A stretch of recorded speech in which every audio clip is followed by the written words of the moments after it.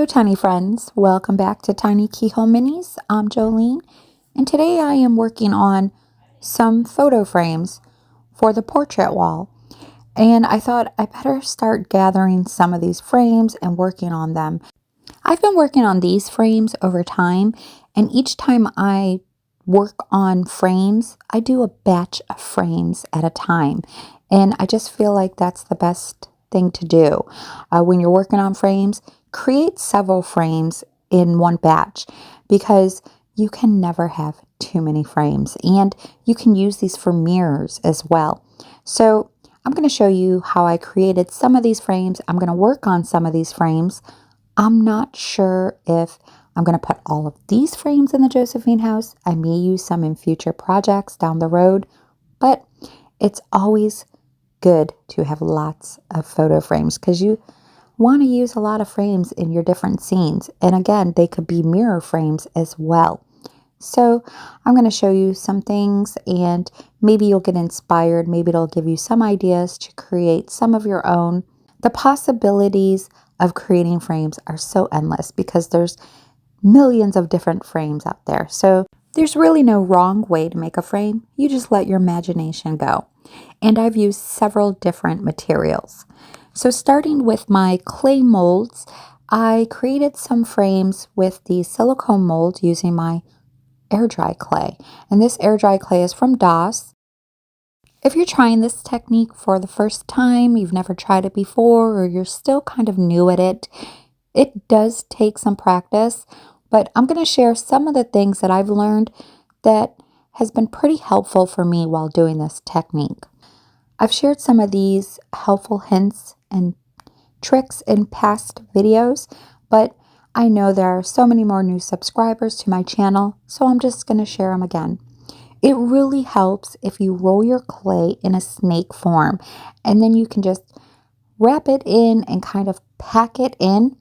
If your clay doesn't have a lot of moisture, because this clay does tend to dry out, and it dries out pretty quickly while you're using it, you can always use a wet wipe and put your piece of clay in there while you're working your other piece in the mold.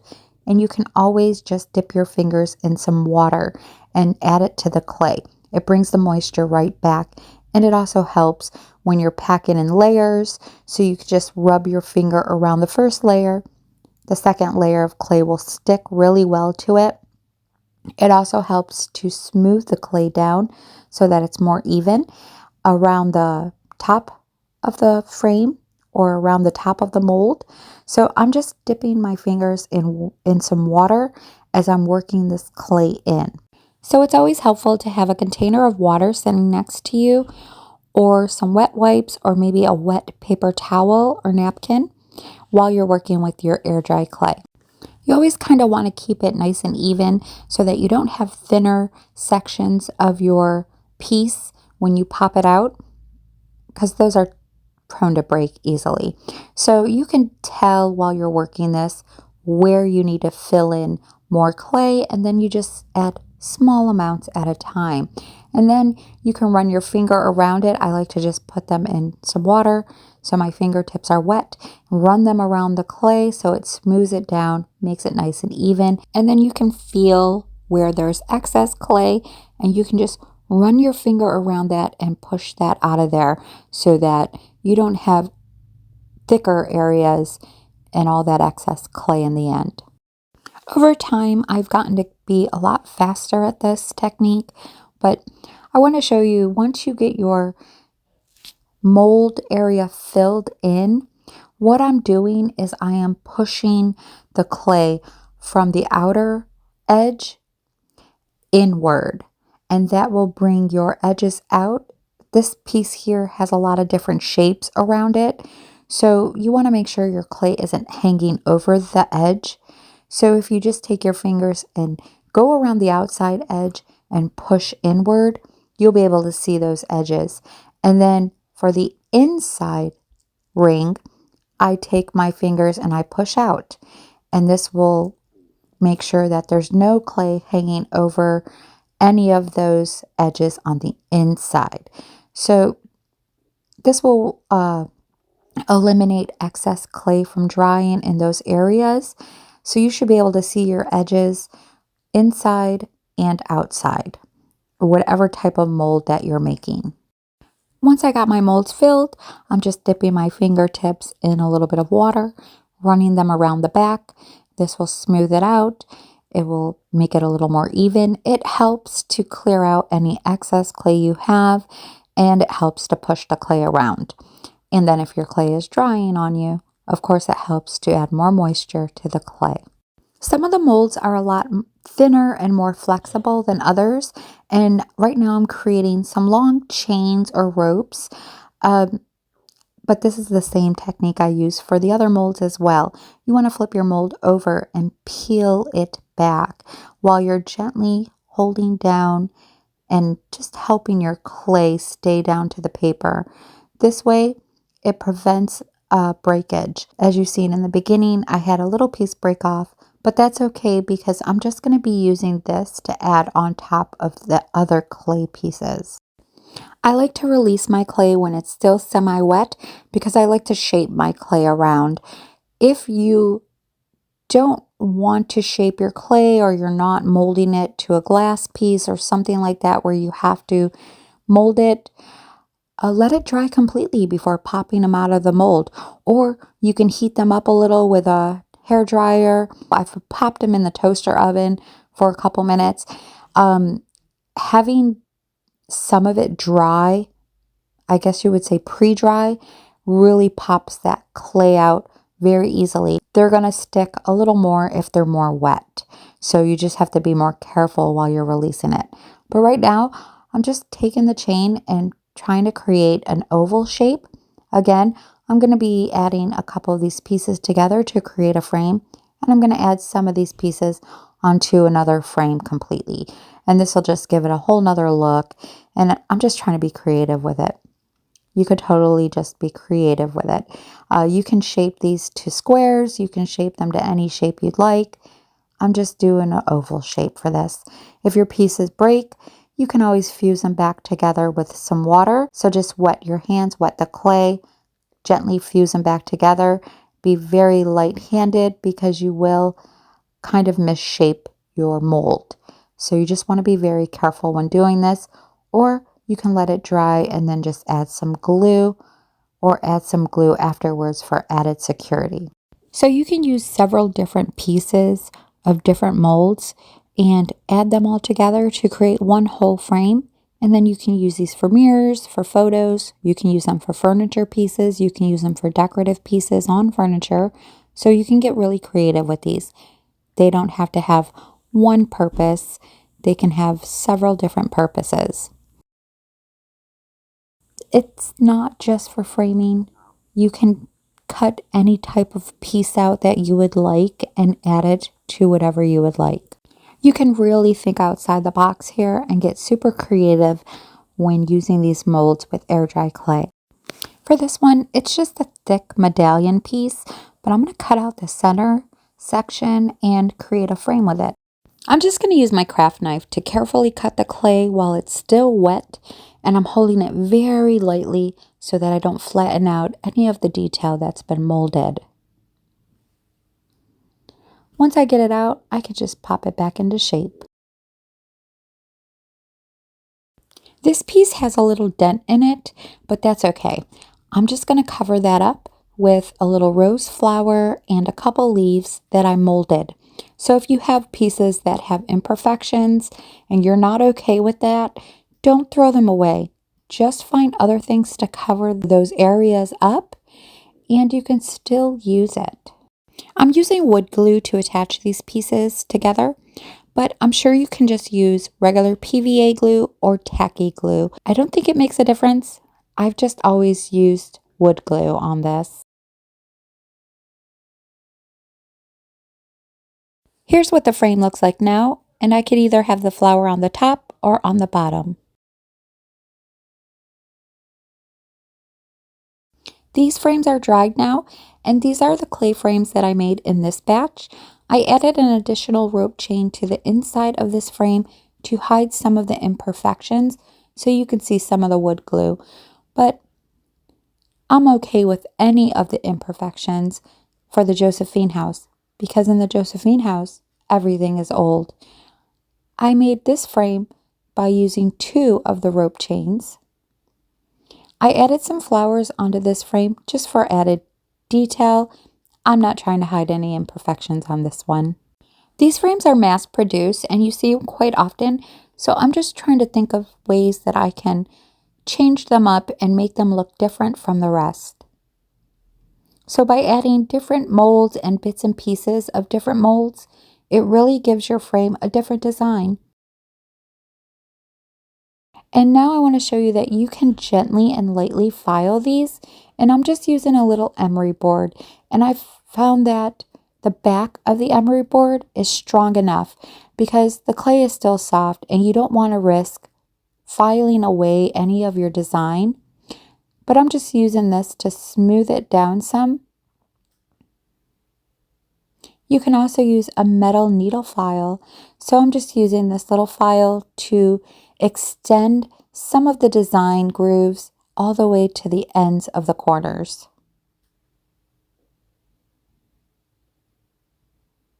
This piece can handle it because it's a lot thicker, but on some of your thinner pieces, you want to be very gentle with this. For this one, I'm using the back of the emery board just to file away some of the hard edges left over from the mold. This gives your frame a smoother and softer finish in the end. Okay, I've given my frames their base coats, and for these 2, I used regular white acrylic paint. This one, it looks a lot more blue on screen, but it's actually aqua and it has more of a green color to it. I just think it's funny how blue it looks on screen. This frame looks different on screen as well. It is actually more of a vintage red. I combined pink and red to create that color. It looks more like a hot pink on camera, but it really isn't. And then I used regular brown acrylic paint for a few of the frames. I made this frame long ago using wood and fabric for added texture, and then I just painted it brown. I made this one a while ago too, and I used wood and plastic embellishments that I found at the Dollar Tree. I painted these 3 pieces with Sequin Black by Folk Art. It's a metallic paint, so when it dries, it's super shiny. Here's the little piece that I cut out from the medallion frame, and I'll use it for something decorative later on, but I really think it looks like a little book. So maybe I'll try making books this way later on down the road. When you're painting your clay, it's so absorbent that it just soaks the paint up like a sponge. So you want to give it a couple layers, letting it dry in between each layer. And you'll see little white spots that pop up after your first layer, even after your second and maybe your third. When you think you have it all coated, you'll notice white spots that come up and you can go back in and touch those up. It always happens with air dry clay. It's not your painting. This is just what it does. This piece broke on me, so I just filed the ends evenly, and I was thinking I can use it for decorative pieces later on, but I think I have another idea for these. So you might see them on the wall later on as well. Now, these 3 pieces are created from resin using the same molds. It's okay to use resin in these molds, but you can see these ones are pretty flexible, and that is because the mold isn't transparent. It's always best to use transparent molds with resin so that the resin can cure all the way through. I had to work overtime to cure these because the molds were not clear or transparent, but they still worked out in the end, so it is an option. You can see all the imperfections in this one, but that's okay because it just makes it look older. I painted them with a black base paint and then went over them with a metallic antique copper. And now I'm just adding a little bit of antique gold rub and buff, just sporadically, because it just enhances the shine and makes it look more like metal. But I don't want to cover it completely. I just wanted to enhance the metallic on these frames.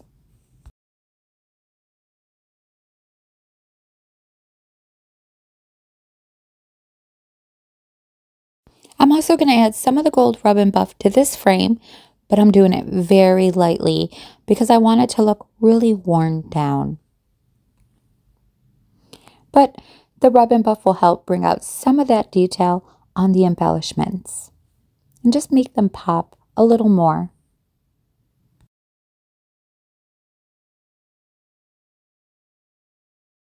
For some of the frames, I'm going to use a few different metallic paints by Folk Art and a stamping method. I was gifted this set of Martha Stewart stamping daubers, and they come in a variety of sizes, but you can also find some daubers at the Dollar Tree. So I have some of those as well, and you can get a bag of variety sizes. There's also a green one that's smaller than the purple one. So they come in 3 different sizes, and there might be 4 sizes. I'm not really sure, but you'll get the same results.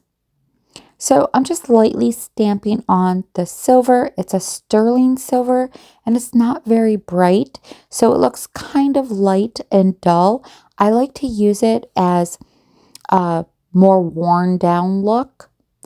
It's a bit thinner than the other metallic paints, and this is what it looks like. But I'll go over it again in sporadic areas with a more brighter chrome silver. Now I'm going to take a dauber and just add some regular brown acrylic to this white frame.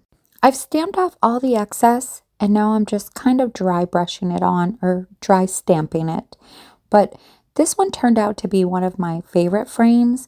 I really love how shabby chic it looks, and it just looks really antique. I love the brown against the white base.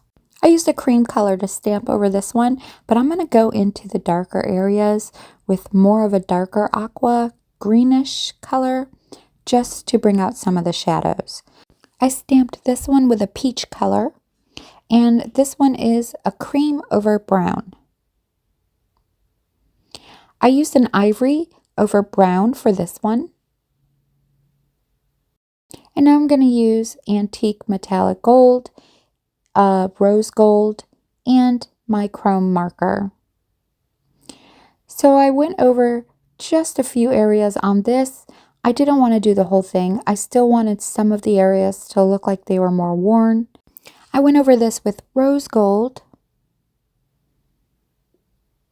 And now I'm just adding hints of antique gold rub and buff to this one. Just very, very little bit. I'm also adding some rub and buff to this one, but I have stamped it previously with the antique metallic gold, and the rub and buff just enhances it to make it look more like metal. This is also one of my favorite frames, and I'm going to show you how I created it. Inside is a picture of Miss Margot's husband when he was just a little boy. And if you've been following along from the beginning, or you've been with me for a while, you know that her husband has passed away years ago. I created this frame out of chipboard, and I used a technique to make it look like maybe some gold flaking around it, but I just love how it came out. It kind of looks like the gold was hammered on there, and it just has a nice little texture to it. I also created another frame like this, but I turned it into a mirror, and it's sitting in the sewing room. And I used chipboard and a printy, and then just Mod Podged the printy on it. And I did the same technique that I'm going to show you, just different colors. So I have these ones that are also made of chipboard and printies, and I used my Cricut machine to cut out the shapes, and then I just glued everything together. I don't really like how flat they are, so I'm going to show you how I add some dimension to them to make them look more like a frame. I just cut out 2 sizes with the same printy. It's just a free image that I found online and printed on matte photo paper, and then I coated them with Mod Podge. This frame is a wooden frame, and I'm going to do the same technique as I did on this frame. So I'm going to coat it with my Waverly Antique Wax, and I wiped off all the excess with a paper towel. And I'm just showing you the front and back so you can see the difference and how the antique wax pulls out all that natural detail in the grain. And now I'm going to use some tacky glue, and I'm just creating a simple design. I'm not really planning anything out. You can make a plain design if you'd like. I'm just adding some texture to it.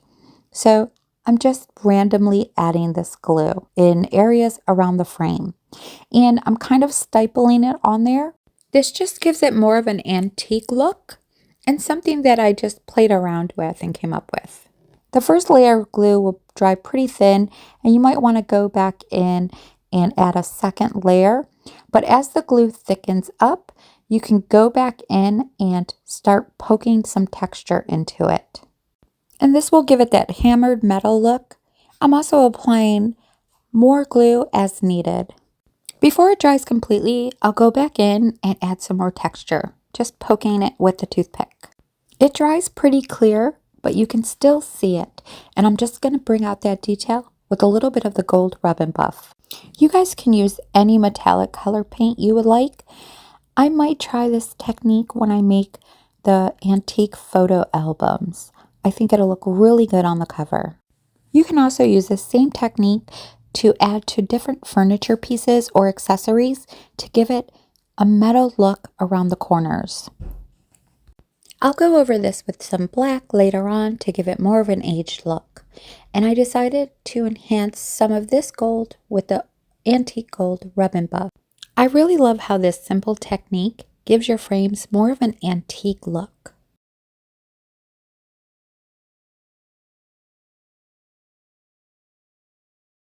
For these pieces, I added some metal bits in the corner using a bead cap and a metal filigree leaf. And I just cut down to size and glued them on the corners with super glue. But it still needed more dimension. So I went in with wood glue and just lined the edge of the frame and the inner circle. I'll let this glue dry completely and then I'll paint it.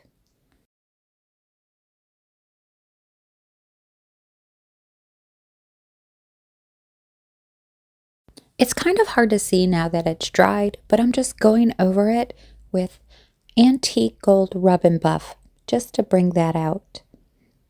It really does help to make this frame look more three-dimensional and more like a real frame and not a printy. I wasn't really worried about being so perfect with these, so I didn't really take my time. But you can take your time to create yours to be as perfect as you would like them to be. Here's a closer look at what they look like now that they're all finished, and you can see they're not perfect at all. Matter of fact, I didn't bother taking my time to create these because in the Josephine House, they don't need to be perfect, they just need to look old.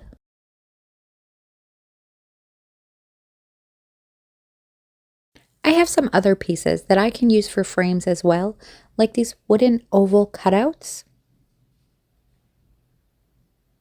And I also have these oval earrings.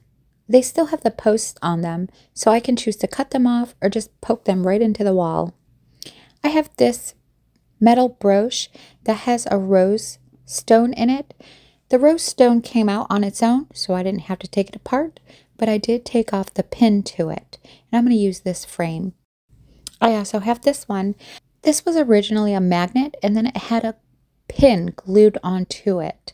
So you can easily change out the photo in it, but I like it as is, and I think it'll look really good over the door to the kitchen.